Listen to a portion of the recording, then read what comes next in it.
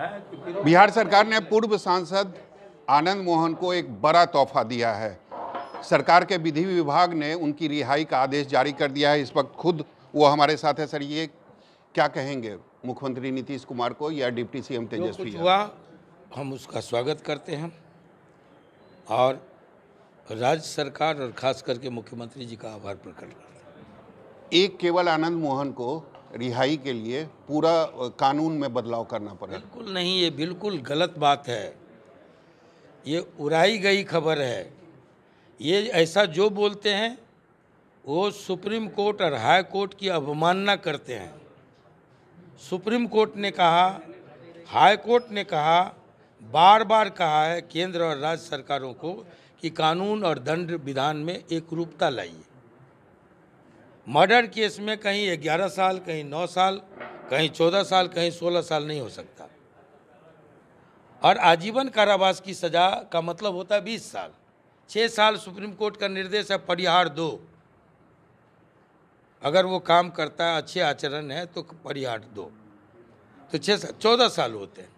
1.5 साल ज़्यादा काट लीजिए। जो लोग छूटे हैं, मैं पूरे विश्वास के साथ कह सकता हूँ, गहराई में जाइए, कोई ऐसा व्यक्ति नहीं होगा जो 6 महीना ज़्यादा, 3 महीना, 6 महीना, 1 साल, मैं तो 1.5 साल ज़्यादा काट लिया हूँ।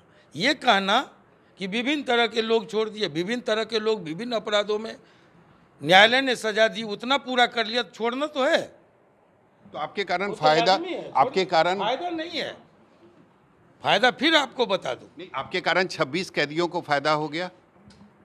इसके आप आगे नहीं छूटेंगे, पीछे नहीं छूटे हैं।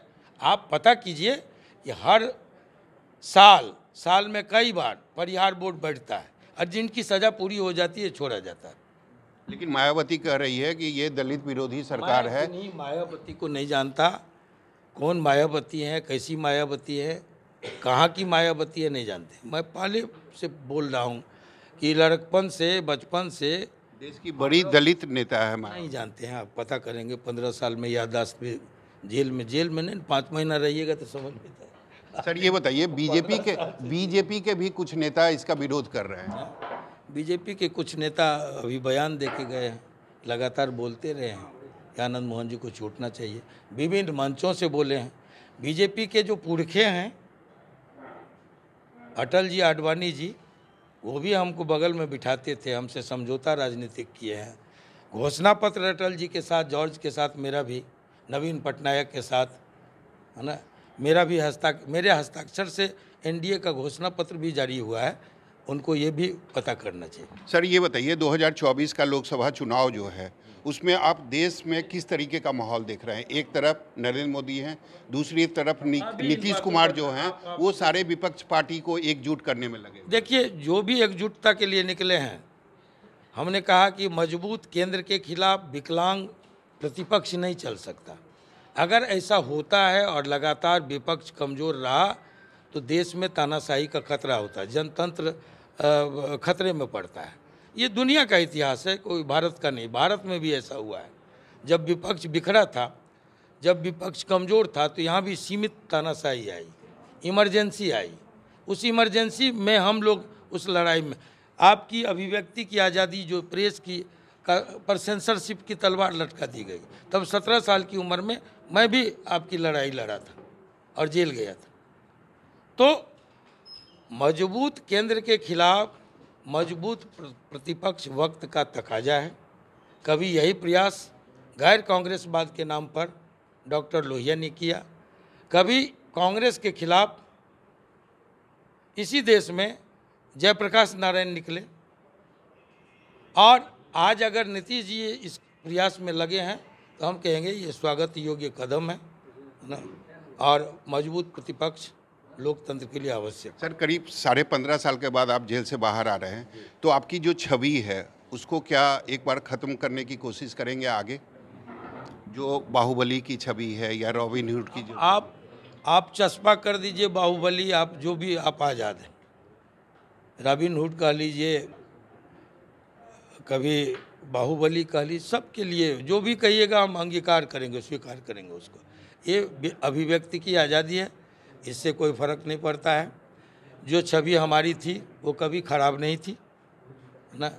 हम स्वतंत्रता सेनानी परिवार से हैं, हम जेपी सेनानी स्वयं रहे हैं और हम एक मजबूत प्रतिपक्ष की कोशिश लगातार और लगातार करते रहे।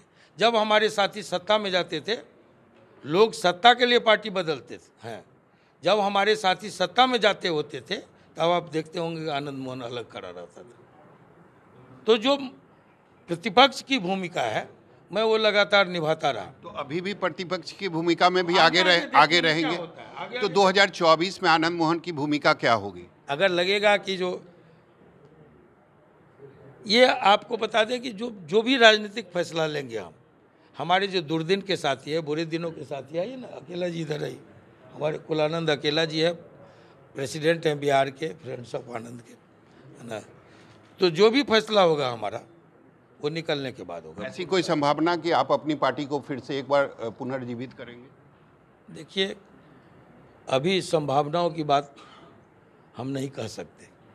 पूरी तरह मुकम्मल तौर पर हम आएंगे जब, तब साथियों से मिलकर कोई राय बनाएंगे और जैसा लोग बताएंगे। परसेप्शन ये भी बनाया जा रहा है कि बिहार सरकार ने रिहाई का आदेश इसलिए जारी किया कि वो चाहती थी कि एक जाति समुदाय को खुश किया जाए और उसका फायदा 2024 में। जाति की राजनीति हम नहीं किए, समझे। जाति की राजनीति करते तो कुलानंद यादव अकेला हमारे साथ नहीं होते, उदय ठाकुर भूमिहार हैं वो हमारे साथ नहीं होते, विमल जी नहीं होते, वीर बहादुर यादव चले गए वो नहीं होते, है ना।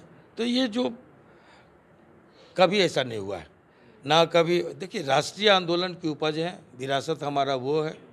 हमारे ख़ानदान के लोगों ने कभी हिंदू मुसलमान नहीं किया, बैकवर्ड फॉरवर्ड नहीं किया, कभी 75 और 15 का नारा नहीं दिया, कभी 90 और 10 का नारा नहीं दिया। हम 100% की राजनीति करते रहेंगे। यानी आपकी रिहाई का फायदा 2024 में महागठबंधन को नहीं मिलेगा? जो भी हो, जिसको भी मिले। हम कहाँ से, इतने बड़े लोग ही नहीं है कि जिसके निकलने से कोई लाभ और नुकसान हो। 15 साल से जेल में हम बेचारे लोग हैं, काहे परेशान कर रहे हैं पूछ के। बहुत छोटे लोग हैं ना। और जो कुछ भी होगा आप लोग उसकी समीक्षा कीजिएगा। सक्रिय राजनीति में कदम रखेंगे? सक्रिय राजनीति में थे, सक्रिय राजनीति में रहेंगे, बिल्कुल। अब कोई राजनेता अगर कहता है राजनीति में आने के बाद कि हमने संन्यास ले लिया, अभी तो हम गए थे उत्तराखंड, कोश्यारी जी से मेरी चुनाव तो आप लड़ नहीं सकते। सुनिए, कोश्यारी जी से मेरी मुलाकात हुई, लवली आनंद ने कहा कि सुनते हैं आप संन्यास ले लिए। हम के काहे का संन्यास, जहाँ 350 लोग नीचे में बैठे हों विभिन्न तरह के राजनीतिक कार्यों को लेके, वो संन्यास कैसे ले सकता है? लेकिन चुनाव तो लड़ नहीं सकते हैं ना आप। क्यों नहीं लड़ सकता है कोई? देखिए, कोई कोर्ट नहीं गया है, इसके खिलाफ लड़ा नहीं है। एक मुर्गी 2 बार हलाल नहीं होगी, 2 जगह, एक ही बार होगी। अगर हम कोई क्राइम किए नहीं किए, जो आरोप था उसकी पूरी सजा काट चुके हैं, तो हमको कोई दूसरा नहीं रोक सकता। उसी मामले में जरूरत पड़ी तो इसके खिलाफ हम कोर्ट जाएंगे। आज तक ऐसा हुआ नहीं है। तो हमारे साथ है आनंद मोहन। इनका साफ कहना था कि हम पहले भी सक्रिय राजनीति में थे और आगे भी सक्रिय राजनीति में रहेंगे। कैमरामैन सनी के साथ सौरभ कुमार, पटना, न्यूज़ 24। नमस्कार, मैं हूं मानक गुप्ता। अगर आपको हमारा ये वीडियो पसंद आया हो तो इसे लाइक और शेयर जरूर करें और हाँ, हमें सब्सक्राइब और फॉलो करना ना भूलें ताकि आप देश और दुनिया की कोई खबर मिस ना करें। तो जुड़े रहिए हमारे साथ और देखते रहिए न्यूज़ 24।